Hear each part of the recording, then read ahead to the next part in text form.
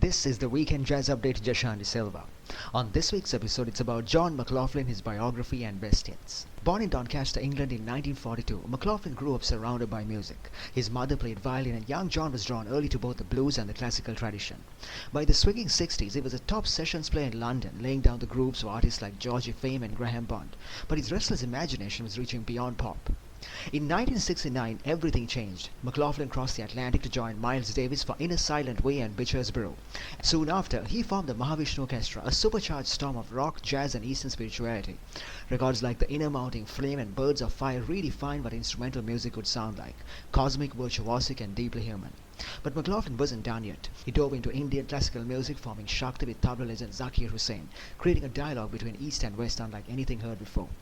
Over the decades, from the fiery trio with Al Di Meola and Paco de Lucia to his later introspective albums, McLaughlin kept evolving, chasing that divine spark that lives in every note. And this is the Weekend Jazz Update with Jashanti Silva. On this week's episode, it's about John McLaughlin, his biography and best hits. During this hour, we're going to be talking about his biography. Let's rewind to January 4th, 1942 in Doncaster, England. McLaughlin was born into a family that loved music. His mother played violin and by the time he was 11, young John was already strumming his first chords. He soaked up early blues and flamenco, but it was jazz, especially the wild freedom of Miles Davis and the harmonic explorations of Django Reinhardt, that set his imagination on fire. By the early 60s, London was buzzing. The Beatles were on the rise, but in the smoky clubs of Soho, another scene was growing, one filled with experimental jazz musicians pushing boundaries. McLaughlin cut his teeth playing in R&B bands and jazz quartets, learning his craft, and eventually landing on sessions for artists like George Fame and Graham Bond. But McLaughlin was never just about playing the gig. He was chasing something deeper, something spiritual. That quest took him to New York in 1969, guitar in hand, to join Miles Davis in the studio for In a Silent Way and Bitches Brew. Long, sprawling electric experiments that became the birth of jazz fusion. And at the heart of that sound was McLaughlin, his guitar slicing through the mix like lightning. Miles once called him the greatest guitarist alive.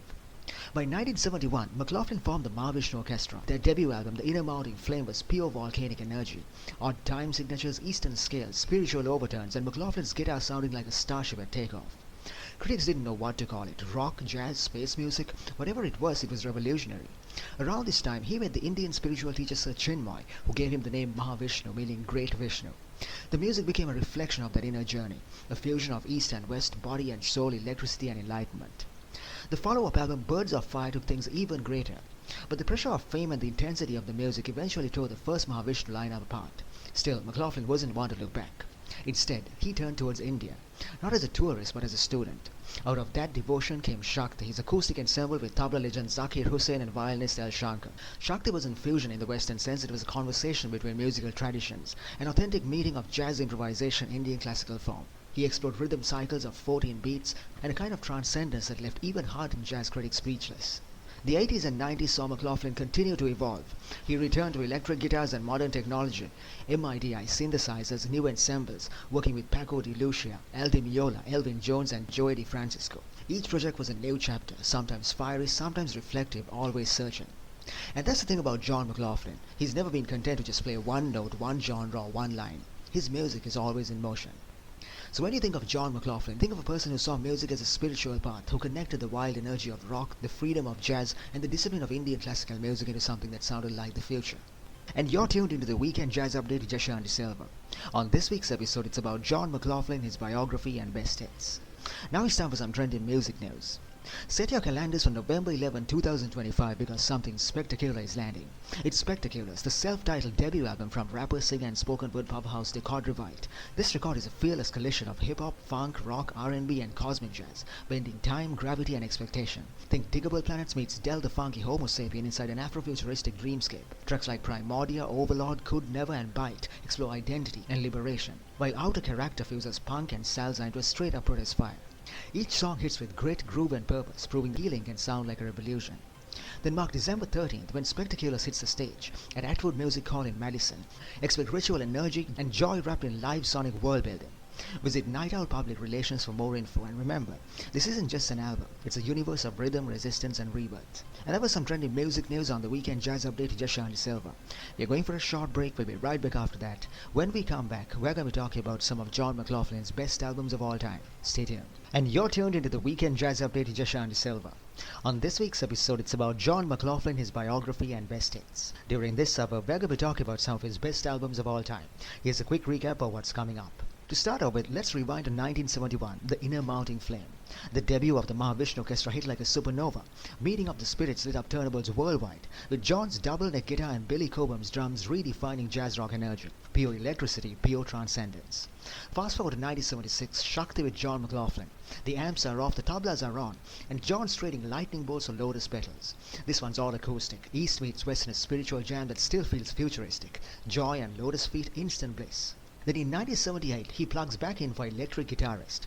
McLaughlin reunites with Chick Corea, Billy Cobham and Jack Bruce for a monster fusion comeback. And this is the Weekend Jazz Update to Jashan Silva. On this week's episode, it's about John McLaughlin, his biography and best hits. During this hour, we're going to be talking about some of his best albums. The first one's called The Inner Mounting Flame, released in 1971. When The Inner Mounting Flame dropped, jazz critics didn't know whether to applaud or run for cover. This wasn't Miles Davis' smoky late-night jazz, this was jazz that had discovered electricity and divine purpose. McLaughlin's Mahavishnu Orchestra with Billy Cobham on drums, Jan Hammer on keyboards, Jerry Goodman on violin, played with the same intensity of a supernova. The opener, Meeting of the Spirits, is exactly that, an invocation.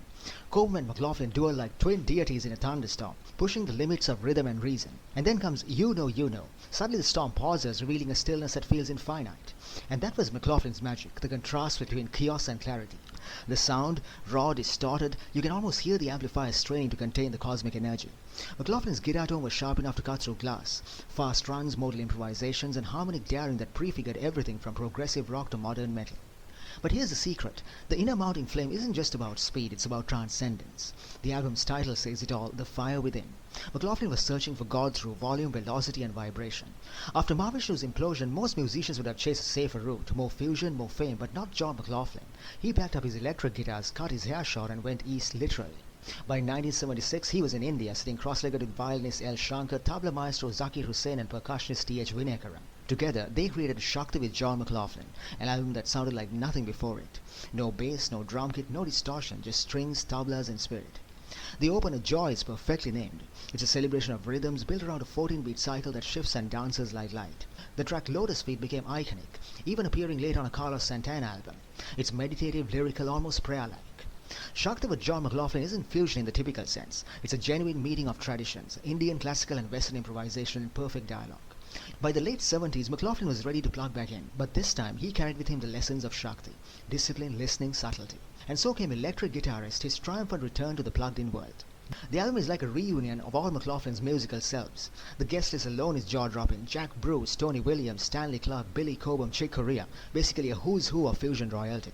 Right from the opener, New York on My Mind, you hear city-size groove. The tone is clean but fiery, confident but reflective. Friendship reunites it with Chick Corea in a duet that's almost telepathic, lightning meeting lyricism. Then there's Do You Hear the Voices You Left Behind, a breathtaking piece inspired by Coltrane's harmonic sequences, featuring Narada Michael Walden and Stanley Clarke. It's jazz rock with a heartbeat, a sense of purpose. Electric Guitarist isn't as vital as Mahavishnu, but it's every bit as powerful. It's a more mature McLaughlin, a man who's learned when to let silence speak and when to let the groove breathe. In many ways, it's his most complete album. You hear the full spectrum, the rock edge, the Indian phrasing, the bebop runs, the spiritual calm. And that was some insight into some of John McLaughlin's best albums of all time. And you're tuned into the Weekend Jazz Update to Jashan Silva. On this week's episode, it's about John McLaughlin, his biography and best hits. Now it's time for some trendy music news. Mark your calendars for November 21st, 2025 because Whirlwind Recordings is dropping something special. Alternate Route, the 9th album from pianist Kerry Politzer. Now this was the sound of mastery under pressure. Kerry had just one day in New York City to capture 10 originals and one cover, and she brought an all-star crew. Kurt Rosenwinkel on guitar, Jalil Shah on sax, Alexander Claffey on bass, and George Colligan on drums. The result, a session bursting with grace, grit and swing. From the Brazilian flavor Before It's Too Late to the radiant watercolor, the rumba title stopped at a green light, and the luminous ballad The Sunrise Wants to Break Through. Critics are calling it a sumptuous feast of inspired writing and exceptional playing. Every track blends sophisticated harmony with real-time fire, proving why Kerry Politzer remains one of jazz's most soulful storytellers. Alternate Route, out November 21st on Whirlwind Recordings. Stream it, feel it, and find your own alternative route to inspiration. And that was some trendy music news on the Weekend Jazz Update with Jashan Silva. We're going for a short break. We'll be right back after that. When we come back, we're going to be talking about some of John McLaughlin's best albums of all time. Stay tuned.